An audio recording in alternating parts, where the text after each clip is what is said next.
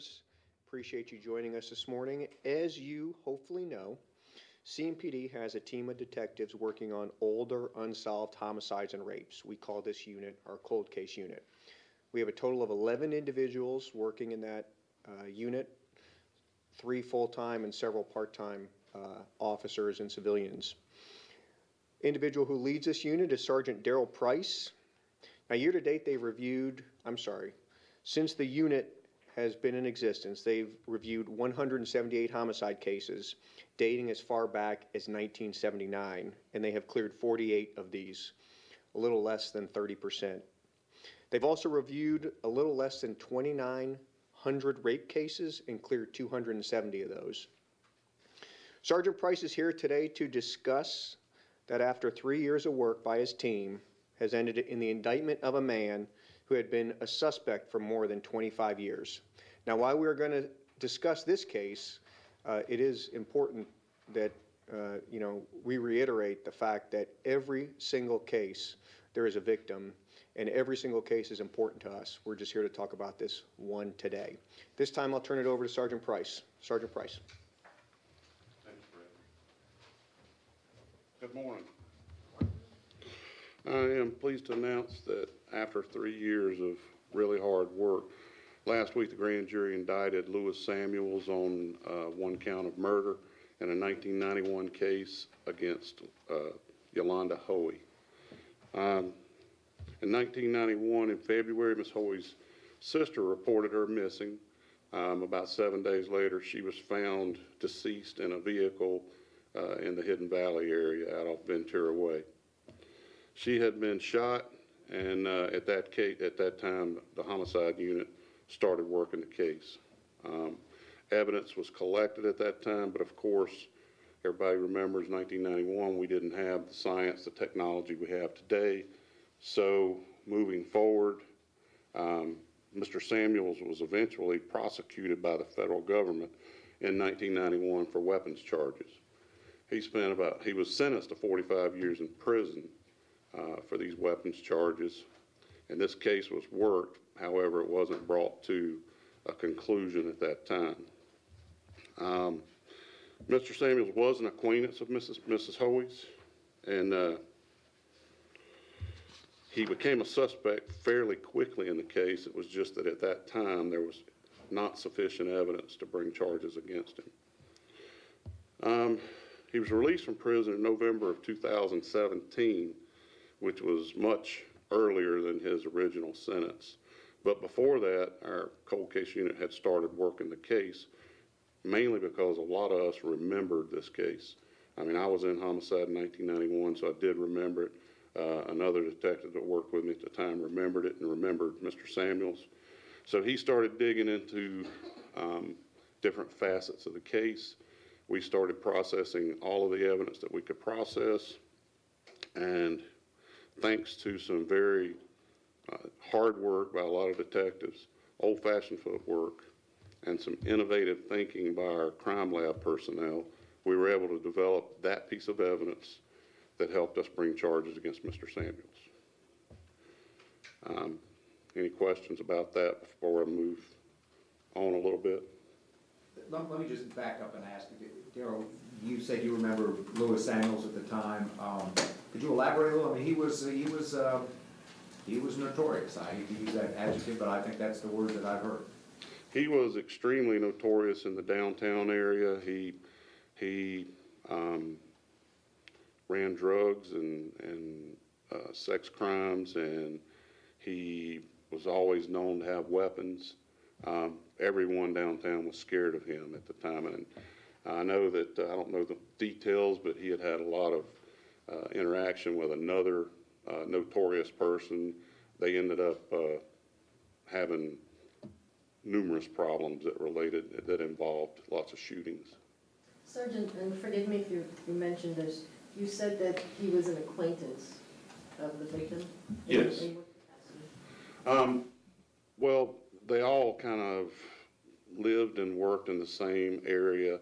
I know that without knowing exactly what kind of detailed relationship they had, I know that Mr. Samuels was married at the time. This was not a boyfriend-girlfriend relationship, but they were acquaintances. I really can't go into much more detail than that. And can you say, and if you've said this, I'm sorry, what was the evidence that finally they helped you guys tie him, and what was the motive? What was the motive for the murder?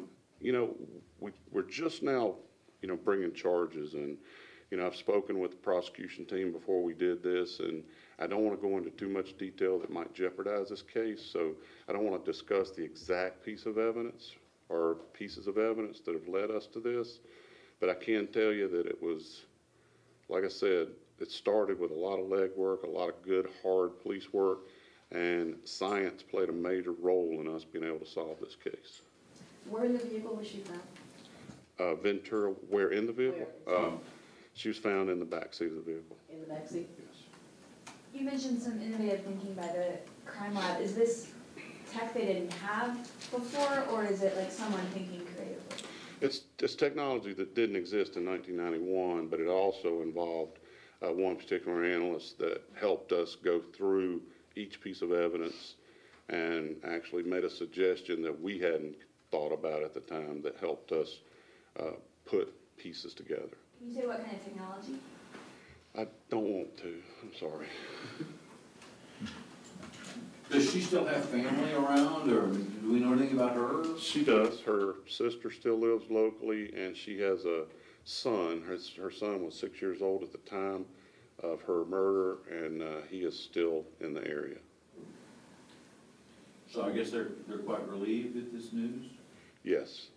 Bringing closure to a murder from this long ago would, I mean, I know that they have questions as to why it took so long. That's always the first question people have, but I know they're relieved and pleased that something has finally happened. There's got to be a benefit to having somebody in mind when you're looking for this, but can that also not be a hindrance where you're focusing on, potentially on a suspect? It certainly helps. You know, we have over 700 open homicides in Charlotte in the cold case unit. And as I go through the ones that I'm able to go through, and, you know, we go through another case, we review a different case every month, so we're moving forward. Unfortunately, I think the ones on the other end keep piling up too, so I don't know if we'll ever catch up. But when you got a name, that's a huge head start. So, yeah, it really helped in this case. It wasn't the defining factor, but it really did help us with the legwork part of it to try to build more than just a evidentiary case, to build the case in other directions. Daryl, I'm sorry, but Mr. Samuels is in federal prison as we speak, correct? He is. He was released in 2017, but he immediately was in violation of his parole agreement, placed back into federal prison. He's due to get out this June. So these indictments will be served on him. There will be some type of hold placed on him. And then my guess is June he'll be put into either county custody or state custody in North Carolina. He's not getting out? No, no, sir. I guess once the indictments are served and June is over, he'll be available bond, but other than that, I don't think he'll be getting out. I'm sorry, ma'am, you had a question? Okay. I'd also like to talk about 3 open cases that come to mind that we could use some help on. Obviously, we have many, many, many cases, and these are just 3 that come to my mind today that I would like to throw out there that I know everyone here, if you've been in Charlotte for 4 years, you're familiar with the Kevin Rodas case, 7-year-old that was shot at the birthday party in September of 2015. Is there anyone that doesn't remember that case? Kevin was a 7-year-old kid. He was at a child's birthday party when someone opened up with an automatic rifle and sprayed the crowd of children, and Kevin was subsequently died from his wounds. There's not much more you can say about that. So that's one of the cases we would love to have someone call in if you have information on that case. Another case is Gregory Goodson. Gregory was killed in 2005 in September. He was a 16-year-old student at North Meck High School.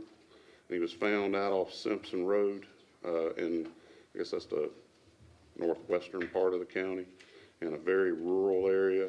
He had been shot one time, and he had been reported missing by his family, but once he was found by a person on an ATV, that investigation began, and of course, there is Crime Stopper money up to $5,000 for that case as well. Going back to the Kevin Rodas case, we just applied for the governor's reward, which is an additional $5,000. So I don't anticipate problems with that. So that reward would be up to $10,000 now. How many people were at that party? How many, like, you estimate how many people saw what happened that night? There were approximately 20 or more people at that party. It was dark, and the shooting was from across the street. So, you know, the party goers, once the shooting started, they were running and hiding. So, you know, no one had a really clear view of what was going on. Third case I wanted to talk about is Kelly Owens. Kelly's been in the press a few times. Kelly Owens was killed at 9121 Meta Vista Place. She was a single mother. She was found in her apartment on December 27th, 2007 by her then boyfriend. She had been shot one time, and her baby was not harmed, but the baby was in a different room and in the crib crying when the boyfriend arrived at the house at approximately 10 o'clock in the morning.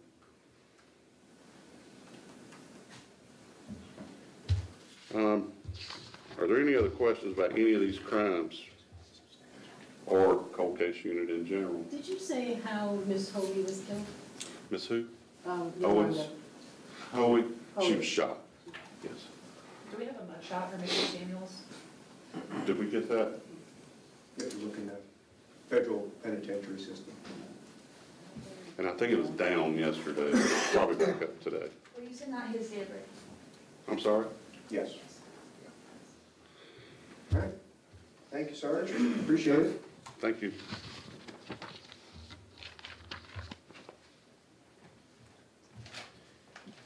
I really can't overstate the work that our cold case unit has done. They work tirelessly to try to bring closure to families. Obviously, this one was several decades old. If you would like to speak with Sergeant Price about any of this case or any of the 3 additional cases, he would be available to speak with you afterwards. We also encourage any citizen who knows about any of these cases to please call Crime Stoppers, 704-334-1600. Generally, there's a reward of up to $5,000 for an arrest in a homicide case, and particularly the first incident, the reward could be substantially higher than that. So not only will there be some sort of financial incentive for information, but it would really help bring closure to the families as well. We think that's the right thing to do. So with that, I'll entertain any other questions you might have briefly. They wanted me to ask with the big event that's coming, the NBA All-Star Game. Is that big coming? events? Yeah, well, that's what they tell me. But the human trafficking thing, you know, a lot of people coming to town, and the two seem to coincide. Is that on your radar? Where are we with that, if anywhere? Right? Well, certainly that's on our radar. You know, we understand the importance of that. We're not going to get into really the means or methods in terms of how we're going to go and be investigating those cases, but certainly, you know, that's one of our priorities, as well as a priority is on traffic. We understand it's going to be quite unlike anything that our city has ever seen. The number of people that are going to be in town, with the number of roads that are going to be impacted. So certainly we encourage everyone to check out the city webpage at charlottenc.gov/MBA. We'll have all the road closures, that website. I want to be clear, they were on it about human trafficking, about the sex. No, I understand. Yeah. No, we're not going to get into how we're going to be investigating those, you know, because we certainly don't want to tip our hands to any of the individuals that might be committing those crimes. But certainly that's on our radar. Thank you. Just to take you off track a little, I was just asked if, did you guys know anything about the ICE raids this morning? The what? ICE? I do not know about that. No, that's something we can certainly look into for you though, Colleen, and get you some answers on that. Again, ICE is a federal entity, not part of our, not really in our wheelhouse. Any other questions? All right, thank you all for coming. I appreciate it. We will see you next time. Have a great day.